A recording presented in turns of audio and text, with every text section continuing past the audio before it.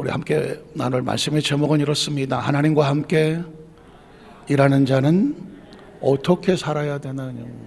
하나님과 함께 일하는 자는 어떻게 살아야 되나, 이런 제목으로 말씀 은혜를 나누기를 원합니다. 지난 금요철에 예배 때 정말 평생 잊지 말아야 될 설교 제목이 있었습니다. 기억하실까요? 한 주간 동안 워낙 많은 일이 있었는데 어떻게 알겠어? 한번 따라 하실까요? 너희는 하나님과 화목하라. 너희는 하나님과 화목하라 였어요. 충격적인 이야기죠. 하나님과 화목하라는 얘기는 지금 화목한 상태예요? 화목하지 않은 상태예요?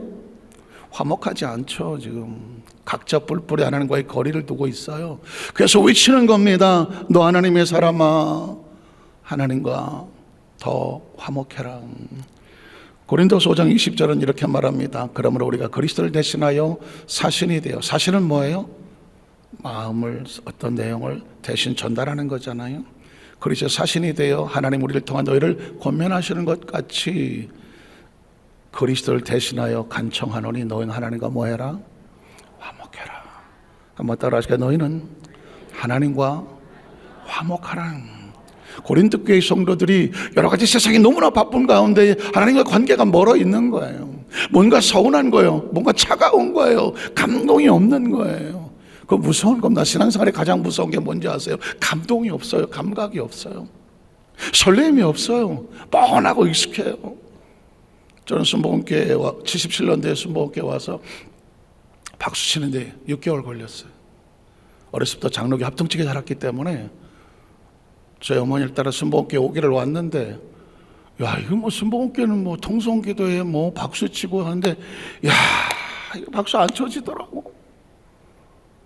이게 박수를 치는 감동이 있거나 익숙하게 뭐가 있었어야지.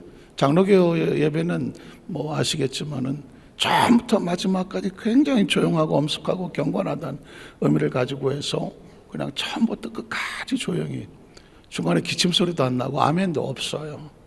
물론 그렇게 그런다고 해서 그 예배가 무슨 잘못됐다는 건 아니에요.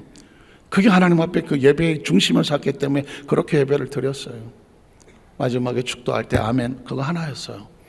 그렇게 신앙생활 어렸을 때부터 하다가 순복음교회 와서 성도들이 내게 강 같은 평화 막 이러고, 아까 여성 찬양팀 보니까 저 성벽을 향해서 와, 우리나라는 여성이 지키는 것 같아요. 요즘 어디가 식당 같은 데 가보면 군인들이 여자가 더 많아 보니까 우리 신기해갖고, 우리 때 여군들은 대부분 간호장교나 행정 하사 이를 본 것 같은데, 이게 소위 중이 달고 소대장까지 딱 앉아갖고 그 앞에 병장도 앉아있고 하사도 앉아있는데 그냥 아주 카리스마가, 팔뚝도 이만하고, 이야, 다른 거 보니 저 성벽을 향해 전진을 하는데 화면에 보니까 눈이 왕방울 만해서 금방 무너뜨릴 거고. 이게 순복음이 찬양이 그렇게 하잖아요. 장로교에서 조용히 있다가 내게 강 같은 평화는커녕 이거 언제 어떻게 될지를 모르겠더라고. 6개월 만에 찬양이 되어지더라고. 6개월 만에. 그리고 성령세를 받고 하나님 은혜가 들어오니까 이거는 찬양을 안 치는 게 이상하더만. 알겠어. 식어지면 찬양에 박수가 안 쳐지더라고. 알겠더라고. 이 식어지면 박수는커녕 손 들고 하나도. 아까 보니까는 성도들이 스스로 나는 죄 영광을 몸이 하는데 눈물이 날 지경이더라고요. 여러분, 그렇습니다. 사실은 감동이 없으면 액션이 없어요. 그러니까 제가 아까 말씀드린 신앙은 하나님과 1대1인데 나를 통해 하나님께서 각자 하시고 싶은 일 있어 하나님 부르신 거고요. 왜 저 사람은 저래, 그럴 거 하나도 없어요. 은혜 받은 사람은 은혜 받은 대로, 저같이 옛날에 장로교에서 와갖고 아직 박수 치는 게 익숙하지 않아서 못 치는 사람은 못 치는 대로, 통성기도 시켜놓은 5분도 못하고 화장실을 도망갔네. 나는 해본 적이 있어야지. 그러니까 아직은 통성기도도 안 되고 손 들고 찬양도 안 되고 박수 쳐본 적도 없고, 아직은 이 부분에 대해서 아직은 좀 경험이 없는 사람은 기다려주면 되는 거고, 기다려주면 되고. 왜? 잘할 거니까. 내가 열심히 뜨겁게 하나님의 은혜 받고 찬양하고 표현하시는 사람은 그 은혜로 가는 거고, 또 요즘 뭔가 심기가 불편해서 박수도 안 되고 찬양도 안 되고 답답하고 그냥 끝까지 이러고 있는 사람은 끝까지 이러고 있는 거고, 중요한 건 뭐냐? 내 속에 하나님의 불이 꺼지지 않게 하여 주시옵소서. 그걸 하나님이 화목이라고 말하는 거예요. 하나님과의 관계가 조금 더 멀어지지 말라는 거예요. 혹시 여러분 하나님과 화목하라가 이렇게 들리지 않으세요? 한번 따라 하시게. 화목 기도에 나와서 하나님과 화목해라. 뭐 이렇게 들리지는 않으세요? 저는 뭐 이 성경, 이 설교를 먼저 준비하고 화목 기도를 만든 건 아니에요. 화목 기도를 만들었는데 성경을 읽다가 이 본문 차례가 돼서 설교를 하는데 보니까 너희는 하나님과 화목하라고 그러더라고. 아, 너희는 하나님과 화목 기도를 해라. 아멘 하는데. 전 어제 화목 기도에 우리 첫날 7월달 한 달이에요. 깜짝 놀랐습니다. 차도 뭐 안 돌려서 소위 말하는 교구버스도 없고 봉고차도 없었어. 스스로 자원해서 특별한 예배 시간 형식도 없었어. 8시부터 9시 반까지라고 그랬어. 오시면 편한 대로 앉아서 기도하신다고. 한 10명 오면 그거 감사하다. 왜냐면 소돔과 고모라 갔다 10명이 없더만 의인 10명이 없어서 그 험악한 죄의 구렁텅이 속에서 눈물로 기도하는 의인 10명이 없어서 하나님이 그 소돔과 고모라를 무너뜨릴 수밖에 없는 처참한 피투성이 그런 속에 10명을 찾으셨는데 하나님 화목기대 10명만 나와도 감사하죠. 요즘까지 바쁘고 다 힘든데요. 8시에 올라온 데 보니까 60-70명이 앉아있더라. 60-70명이 앉아있더라. 올라오면서부터 눈물이 나더라고. 그렇게 갈급하고 그렇게 기도하려고 숨어있는 하나님의 사람들이 많았구나. 이미 8시에 올라와 앉아 계신 분이 60-70명이었어요. 아무 순서 없어요. 그냥 산기도 올라온 것처럼 기도하기 시작하는 거예요. 기도의 파장을 타는 거예요. 1시간을 기본으로 기도하시고 1시간 반 돼서 불을 켰는데 그때까지 30명이 넘게 앉아있더라고. 한 자리에 앉아서 그 자리에 1시간 반을 기도하는데 30명 이상이 앉아있더라고. 어떤 성도가 말하죠. 내가 이렇게 1시간 반을 앉아서 기도해 본 적이 언제인지 모르. 워낙 바쁜 시대에 살아가니까. 어떻게 생각하세요? 그렇게 기도하기를 원하시더라고요. 하나님과 화목한다는 단어가 여러분 데코레이션, 장식이 아니고 그냥 스쳐 지나간 단어가 아니기를 주 여러분으로 축복합니다. 하나님과 화목한다는 건 생명이 달려있는 거예요. 하나님과 화목하지 않고는 절대로 여러분 영적으로 살아갈 수가 없어요. 저는 아까 하나님께로 더 가까이 갑니다. 이 찬양이 얼마나 귀한 거냐면 개인적으로는 미국에 선교사를 갔을 때에 LA 가는 거 비행기 13시간 타고 갔을 뿐인데 희한하게 하나님은 한국엔 가까이 있는 것 같은데 미국은 왜 이렇게 멀리 있는 것 같아요. 막막하고 낯설고 물서름거리니까 그래서 매일 새벽에 거꾸로져 기도하면서 하나님 오직 하면 하도 소리 질렀던 하나님께서 모세의 음성도 들려 하나님 음성도 주셨는데 그때 누군가 꼭 꼽아놓고 간 찬양이 이 찬양이에요. 옛날 테이프, 카세트 테이프 예수 전도단이 기도할 때 꽂아놨던 찬양인데 그 기도할 때마다 그걸 틀었는데 딱 나오는 찬양이 뭐냐면 하나님께로 더 가까이. 저 찬양 붙잡고 얼마나 울었는지 몰라. 하나님 어디 계세요? 비행기 타고 13시간 와서 LA 와서 앉아있는데 왜 이렇게 하나님 멀리 보는 것이 아니라 내 심령이 그만큼 하나님과의 몸부림치는 더 간절함을 원하는 거죠. 하나님 더요. 왜 그런지 아세요? 혹시 여러분의 영혼이 하나님과 멀어져 본 그런 아픈 기억이 있으세요? 제가 전에 한번 얘기한 적이 있어요. 여러분이 죄라는 것이 하나님과 관계를 무너뜨려 놓는데 죄를 범죄한 영은 죽으리라고 말했잖아요. 우리가 하나님 말씀을 떠나고 불순종하고 왠지 교만하고 뭔가 하나님과의 이 차디찬 시거짐이 있으면 우리 영이 저 밑에 줄 끊어진 연처럼 피투성이로 꼬꾸라지는 전 그런 걸 경험한 적이 있어요. 얼마나 처참한지 아세요? 내 영혼이 피투성이로 꼭 줄 끊어진 연처럼 저 끝도 없는 곳으로 거꾸로 내려가는데 어떻게 할 수가 없겠더라고. 내가 그때 다시는 하나님, 내 영이 하나님과의 차단되는 이 고통스러운 걸 겪어보고 싶지 않아요. 지옥은 딴 데 있지 않아요. 하나님과의 관계가 멀어졌을 때, 내 영혼이 곤고하게 저 깊은 나락으로 처박힐 때, 그게 지옥이에요. 그게 지옥이에요.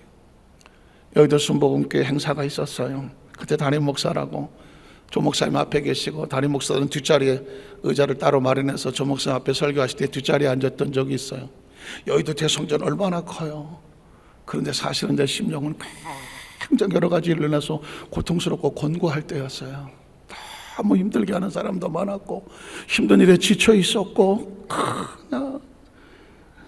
내 영혼이 피투성이로들 정말 어쩔 줄 모르는 고통 속에 있었는데, 겉으로 표현이 되나요? 안 되죠. 주 목사 앞에서 설교하시고 담임 목사들 뒷자리에 앉았는데 그 뒤에 앉아있는데 그때 깨달은 게 있어요. 여의도 대성전이 큰 공간이라고 할지라도 내 심령이 하나님과의 온전한 관계가 회복이 안 되고 내 심령이 피투성이로 죽어가고 아프고 어쩔 줄 모를 때 공간은 의미가 없더라고.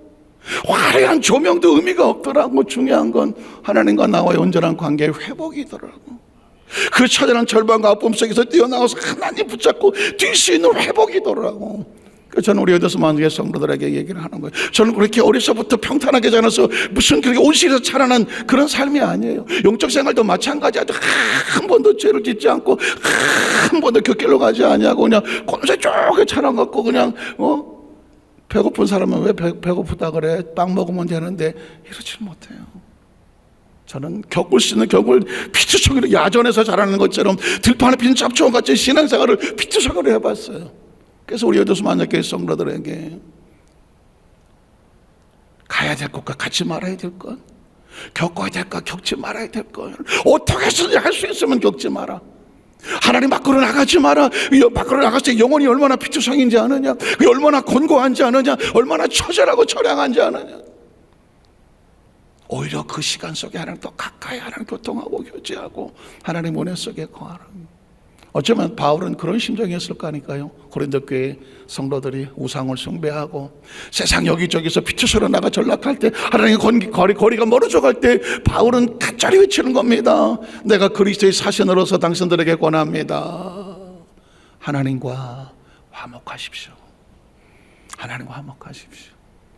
전 우리 여도스만교회 성도들 의식과 사고 속에서 철저하게 어린아이와 같이 다른 어떤 것보다 하나님과 나와서의 긴밀한 것을 느끼지 않고서는 절대로 잠을 이루지 않을 수 있는 그런 성도가 되기를 주의 이름으로 축복합니다. 혹시 기억하세요? 어렸을 때 뭐 영화 같은 장면이 나오면 엄마가 어린아이를 데리고 이제 엄마하고 어쩌저쩌 가다가 뒤돌아보잖아요. 엄마가 있으면 편안하고 뒤돌아봤는데 엄마가 안 보이면 엄마 하고 울지 않아요? 그러다가 엄마 찾으면 엄마 하고 오지 않아요? 사랑하는 성도 여러분, 전 우리 사랑하는 성도 여러분의 영혼들이 마치 어린아이가 엄마가 없으면 안 보이면 어쩔 줄 모르고 두려워하면서 엄마 찾아서 울고불고하고 엄마를 보고 달려나오는 것처럼, 아무리 바쁘고 힘들고 조금 씻다고 할지라도 하나님의 그 영적인 교통과 교제가 조금이라도 무너지고 조금이라도 단절되고 세상의 어떤 것들이 나를 가로막을 때 하나님 엄마 품으로 달려온 어린아이처럼 하나님 품으로 달려와 그 안에 있을 때 비로소 편안을 얻는 그 은혜가 함께 하시길 주의 이름으로 축복합니다. 화목이라는 단어는 무슨 화려하고 뭐 의식적인 단어가 아니에요. 하나님 품 안에서 비로소 안정함을 얻는 그게 화목이에요. 오늘 성경을 보면 21절도 이렇게 말하죠. 하나님의 죄를 알지도 못하신 이를 우리를 대신하여 죄로 삼으신 것은, 예수를 십자가 올라가 몸짓고 피 흘려 죽게 하신 것은 우리가 어떻게 화목하게 하려는 것인가? 하나님의 의를 얻게 하려 하심이라는 거예요. 예수님을 구주로 믿으시면 아멘 하시기 바랍니다. 예수를 믿는 거 다른 거 아닙니다. 예수를 통해서 우리가 화목하게 하려는 것이거든요. 기억하십니까? 자, 오늘 첫 번째로 하나님의 은혜를 헛되이 받지 말라는 거죠. 우리가 예수를 믿을 때 두 가지 의미가 있어요. 믿는다는 단어는 두 가지를 포함해. 하나는 뭐냐? 예수 믿고 크리스찬이 된다는 것이고요. 또 하나는 예수를 믿는다는 것은 크리스찬, 그리스도의 삶을 산다는 거예요. 재밌는 단어가 영어로 life라고 말하잖아요. 생명을 영어로 life라고 말하죠. 예수, I am the life. 내가 생명이야. 그런데 여러분 아세요? 생활도 life라고 그래요. 라이프 스타일 하잖아요. 생활의 스타일이 어떠냐 할 때 똑같이 라이프를 써요. 그러니까 생명이란 단어는 태어난 걸로 끝나지 아니하고 그 삶이 유지가 돼서 생활에 가는 것도 라이프야. 다시 말해서 크리스찬이라고 하는 건 예수를 믿고 하나님의 자녀가 되는 것도 크리스찬이지만 진짜 크리스찬은 그렇게 태어났다? 어떻게 살아가느냐? 삶이 크리스찬이에요. 구원이 크리스찬이지만 구원받은 성도가 어떻게 살아가느냐? 이게 크리스찬인 거예요. 하나님과 화목됐다? 이건 관계예요. 회복이 된 거예요. 그런데 그 화목이라는 단어는 회복으로만 끝나지 않아. 회복된 삶을 어떻게 계속 유지하고 지속시킬 수 있느냐, 지켜내느냐, 이게 화목이에요. 오늘 성경은 그래서 화목하게 하는 삶을 하나님의 은혜를 잊어버리지 말아라는, 고린도서 6장 1절은 이렇게 말합니다. 우리가 하나님께 일하는 자로서, 눈물 나는 단어예요. 제가 볼 때 하나님과 일한다는 것은 두 가지 의미가 있더라고요. 바울과 함께 동역했던 자들이 하나님의 일을 하고 있잖아요. 바울이 하나님과 동역한다는 그게 없이 그 피투성이의 삶을 어떻게 이겼을까요? 마찬가지로 신앙생활도 마찬가지예요. 내가 하나님과 함께 한다, 그분이 나와 함께 일하신다는 없이 신앙생활 버틴다는 건 쉽지 않아요. 그래서 바울과 그의 동역자들이 하나님과 일하는 자 같지만 또 하나, 저와 여러분도 하나님과 함께 일하는 자가 되기를 주의 이름으로 축복합니다. 예수 믿고 학교 입학했다가 아니에요. 예수 믿고 하나님의 자녀가 됐으면 이제 하나님과 함께 일한다. 한번 따라하세요. 나는 예수를 믿고 하나님의 자녀가 되었으니 하나님과 함께 일합니다. 함께 일한다. 그 하나님과 함께 일하는 사람은 어떻게 하느냐? 너희를 구원하노니 하나님의 은혜를 뭐하지 마라? 헛되이 받지 말라는 거예요. 하나님의 은혜를 절대로 헛되이 받지 말라는 거예요. 은혜를 받은 것을 까먹지 마라. 은혜를 잊어버리지 마라. 하나님의 은혜를 받았는데 은혜를 가치 없게 하지 말라는 거예요. 참여 마태복음 26장에 보면 혹시 기억하시죠? 예수님께서 문둥이 시몬의 집에 있었을 때에 제자들은 자기들끼리 뭐 했는지 아세요? 야, 예수님이 로마에 저거 다 무너뜨리고 정말 로마 황제라도 되면 이 중에서 누가 넘버원, 넘버투가 되겠어? 자리 싸움하고 있었던 거예요. 제자들은 모이면 흥분하지 않았겠어요? 야, 예수님 가는 곳마다 사람들이 몰려와 수많은 기적의 역사가 나타나. 이거 뭐라도 될 거, 잘만 따라다니면 그냥 어깨도 올라가고 뽕도 올라가고 막 가오도 잡히고, 이거 뭐야 이거. 사람들이 막 예수님 뒤에 막 따라다니고, 그 옆에 예수님의 제자세요? 아유 베드로 수제자지. 내가 수제자지 이러고 있을 때거든요. 그런데 그들이 예수에서 뭘 할 생각은 없었어요. 예수를 이용해서 뭐가 될 생각은 있었지만 예수에서 뭘 할 생각은 없었어요. 지금 예수님은 머릿속에 피투성이에요.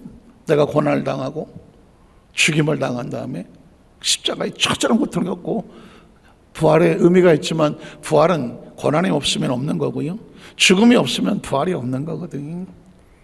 그래서 장사를 준비하고 있을 때 한 여인이 옥합을 깨뜨려서 예수의 발에 붓고 머리에 붓고 그의 머리털로 닦았다는 얘기가 나오죠. 그때 여러분 아시는 것처럼 저가 내게 좋은 일을 하였다라고 예수님 말씀한, 그 얘기가 뭘까요? 내 장래를 위한 건 사실은 가만히 이 여인은 뭘 했느냐면 자신의 신앙 고백을 했을 뿐인데 예수님의 그 구속의 사역에 같이 동역을 했어요.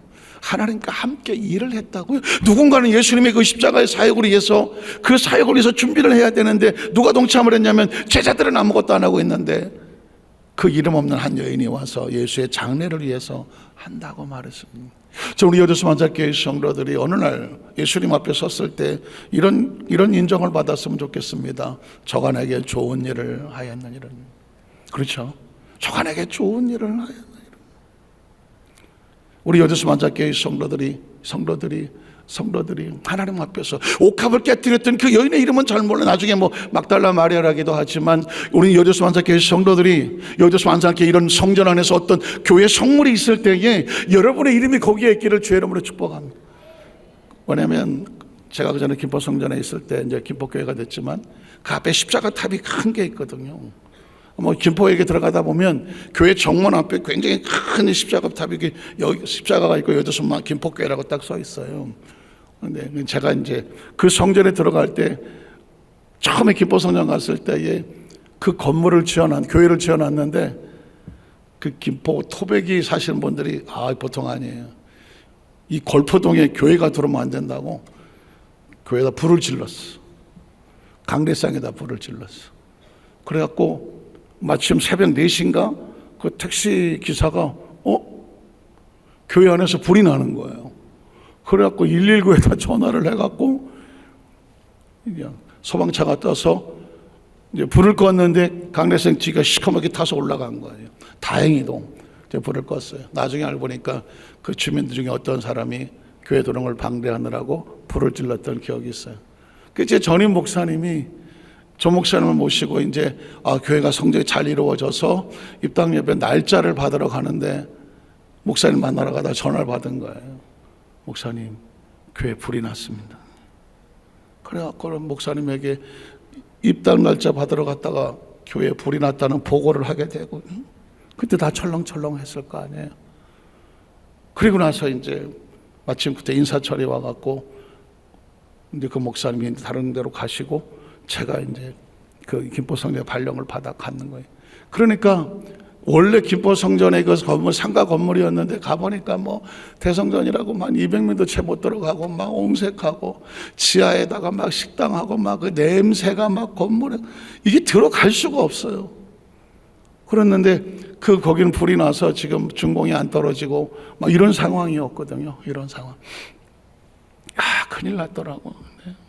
그래서 보니 준공이 언제 나니까 언제 날지도 모르는데, 여러분 참 이 세상의 모든 일들은 하나님의 은혜를 주셔야 돼. 그 전에 있을 때 언제 날지 모른다고 그랬는데 제가 간 지 한 달이나 됐을까? 총무장님 쫓아와서 목사님 김포시청에서 연락이 왔는데요, 그 건물 그렇게 비워놓으면 안 된다고 준공 빨리 내줄 테니까 빨리 들어가래요. 남의 교회라고. 우리 박사님, 저 얼마나 흥분했는지 아세요? 야, 이거 언제 날지도 모르고 그러는데 갑자기 김포시청 가서 비료도 안 되더만. 아니 김포시청에서 무슨 일이 벌어졌는지 그 건물을 비워놓으면 안 되겠다고 그 준공 빨리 내줄 테니까 제발 빨리 들어오라고. 그러니까는 전 사실 아무것도 한 게 없는데 갑자기 제가 들어가 갖고 그 준공 안 나는 교회를 준공 나게 한 것처럼 저는 아무것도 한 거 없어요. 아무 짓도 안 했어요 나는. 그래갖고 이제 저 목사님 다시 제가 가서 이제 김포성전에 이렇게 잘 준공이 나서 당회장 목사님 모시고 이제 입당 예배 드리게 됐습니다 했더니 그때 웃으시더라고. 얼마나 조 목사님도 놀라셨겠어. 건물 잘 치워놓고 불났다 그랬으니 얼마나 가슴 아프셨겠냐고. 그런데 이제 제가 드린 게 뭐냐면 그때 한 집사님인데 집사님 부부였어요. 집사님 부부가 김포성전 그 앞에 십자가 탑은 저희가 하겠습니다. 그 당시 2004년 5년도에 12,000만 원 들은 것 같아요. 그 당시 꽤 벌써 오래됐네요. 그렇다고 그러더라고. 그래서 제가 그 이후에 그 십자가 탑만 보면 그 집사님 부부가 지금도 지나가다 보면 아무 생각 없다고도 그걸 보면 그 집사님이 지금. 그러니까 교회 성물에는 자신의 이름들이 있더라고. 종은 누가 했으며 의자는 누가 했으며 그 성물들을 딱 해놨는데 그 당시는 난 몰랐어. 제가 지은 게 아니니까 앞에 다 치워놓은 거에 나중에 저는 입당만 한 거였거든요. 그랬더니 성도들이 그러는 거예요. 목사님 이건 뭐 피아노는 누가 했고 새로 들어가니까 이건 누가 했고 하더라고요. 그때 제가 느낀 게 뭐냐면 하나님의 일은 이렇게 하나님과 함께 일하는 사람이 하는 거구나. 왜 갑자기 예수님의 제자들은 옆에서 자기들끼리 놀고 있는데 이름도 없는 한 여인이 나타나서 자신의 그 지창금을 다 털어갖고 예수의 발에 부었을 때 예수님께서 저를 괴롭게 하지 마라, 저가 내게 좋은 일을 했단 말이면서 저가 내 장래를 위한 거라고 그러거든요. 다른 것도 아니고 예수님의 그 십자가 대속의 사역의 고난과 죽음의 그 역할 속에 장래 역할을 누가 했냐면 이 여인이 한 것은 그러니까 구속 사역에 동참했던 거예요. 그리고 복음에 침몰되는 건 어느 곳이든지 이 여인이 말하는 것도 기억되게 하려는. 저는 여대수 만작교 어차피 우리는 100년 안짝에 다 가잖아요. 서운하세요? 다 가잖아요. 이제는 내 날수를 계산하면서 내가 하나님 앞에서 어떻게 기억될 거를 기억하셔야 돼요. 계산하셔야 되고 준비하셔야 돼요. 아까 여호수아 선교회가 찬양하면서 문득 좀 여러분 다음 세대는 여러분 거예요. 여러분이 교회를 책임져야 돼요. 여러분들이 열심히 영적으로 물권과 건강을 받아서요. 교회 각 부서에서 불과 10년도 안 남았어요. 여의도서 만상교회 미래는 여호사 선교 같은 그런 지금 중장년 세대에서 하셔야 되고, 저는 그 여호사 선교가 하여튼 빠른 시일 내내 한 100세대 정도를 만들어서 한 교구화가 되기를 원하고, 우리 여호사 선교의 자녀들이 미래 세대예요. 또 저런 부모들 밑에서 자녀들이 잘 훈련받고 자라면 얼마나 그 다음 세대가 희망이 있겠어요. 난 아까 깜짝 놀랐어요. 여기서 엄마 아빠들이 막 찬송을 부르는데 저 위에 왔다 갔다 하는 두 미래 세대가 있었잖아요. 막 떠들면서 하는데 찬양 따라하는 거 보셨어요? 반드시 내가 너를 축복하리라. 왔다 갔다 하는데 내가 저 입 모양을 보니까 그냥 막 따라서 막 부르더라고. 굉장히 무서운 거예요. 어려서부터 엄마 아빠가 하는 걸 그대로 보고 가면서 이들이 어려서부터 신앙생활은 이거는 뭐 어떻게 알 수가 없어요. 그 무장해 놓은 거는요 누구도 건드리지 못해요. 저도 어렸을 때 신앙생활을 했고, 제 친구들이 중학교 2학년 3학년짜리들이 제가 이제 고등학교 올라가서 집은 이태원 한남동이었는데 학교가 중대부속고등학교였어요. 남영동 삼각지에서 갈아타야 돼. 그러면 남영동 삼각지에서 어떤 놈들이 야 우리 아버지가 홍콩 가서 양주 가져왔는데 한잔하러 갈래? 그들이 정말 그 시대 때 사춘기도 고등학교 1학년 2학년 벌써 담배 피는 돌 나오기도 시작하고 지아버지 양주 숨겨놓고 몰래 좀 먹자 그런 놈들이 나올 때거든요. 그런데 왜 가고 싶지 않지 나는. 친구들 어울리니까 따라가야 되잖아요. 근데 저는 못 가요. 전 못 가요. 왜 그랬을까요? 어려서부터 예수 믿는 성도에 대한 아직 사춘기 유혹이 있지만 난 집에 가야 돼. 난 교회 가야 돼. 그게 어떻게 그렇게 결단할 수 있을까요? 어려서부터는 신앙이에요. 교육이라고. 전 그래서 오늘 여호사 선교가 특별히 또 헌신을 하면서 오늘 사회도 보고 기도도 하고 순서를 맡은 것에 대해서 그냥 어느 부서 중에 하나가 아니에요. 여기서 안산교회 허리와 같고 다음 세를 끌고 가야 될 그 막중한 책임감을 가지고 영권과 물권과 건강을 얻어서 이 교회 다음 세대를 정말 이 대한민국 교회 세계에 내놓을 수 있는 그런 교회로 만들어 가시기를 주의 이름으로 축복합니다. 기억 속에 있는 거예요. 두 번째는 뭐냐면 하나님의 일꾼으로 비방을 받지 말라는 거예요. 하나님의 일꾼으로 비방, 한번 따라 하나님의 일꾼으로 비방받지 말라. 좀 더 쉽게 말하면 하나님의 일꾼인데 다른 어떤 것으로 인해서 비방에 흠집을 내지 말라는 겁니다. 3절에 보면 이렇게 말해요. 우리가 이 직분이 비방을 받지 않게 하려고. 바울의 고백이에요. 1차, 2차, 3차 소아시아 교회를 다니면서 복음을 증거하려고 피투성이로 엄청 고통을 당했어요. 그런데 그가 참고 견뎠던 이유가 뭔지 아세요? 복음을 전하는 선교사 입장에서 내가 하나님의 일꾼인데 저런 것도 하나님의 일꾼이야? 그 비방을 받지 않으려고 엄청난 것들을 참고 인내하고 견뎠다는 거예요. 어떤 걸 참았는지 한번 들어보실까요? 이건 그냥 읽기만 할게요. 바울이 어떤 고통을 참았는지, 하나님의 일꾼으로 비방을 저런 것도 하나님의 일꾼이야? 그 손가락질 당하지 않으려고 목숨을 걸고 버텼더라고.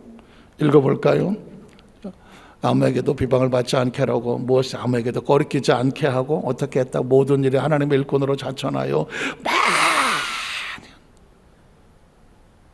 하나님의 나라를 위해서 바울이 어디까지 견뎠느냐? 환난을, 궁핍을, 고난을, 매를 맞음을, 갇힘을, 난동을, 수고로움을, 때로 잠도 자지 못함을, 제대로 먹지 못함 가운데서도 그 환 가운데도 깨끗함과 지식과 오래 참음과 자비함과 성령의 감화와 거짓이 없는 사랑과 진리의 말씀과 하나님의 능력으로 의의 무기를 무장했다는 것이죠. 말씀을 정리하기를 원합니다. 때로 하나님의 사람, 하나님의 백성도 하나님의 일꾼으로서 편안하기만 하지는 않아요. 세상에 그냥 되는 건 아무도 없어요. 그렇죠? 제가 지난번에 수요예배 때 레위기 1장 2장을 할 때 1장은 짐승의 피를 흘려서 하나님과 화목하게 나가지만 2장에 오면 그 성도의 삶을 살기 위해서는 고운 가루가 되라. 고운 가루로 제사하는 성도가 되라.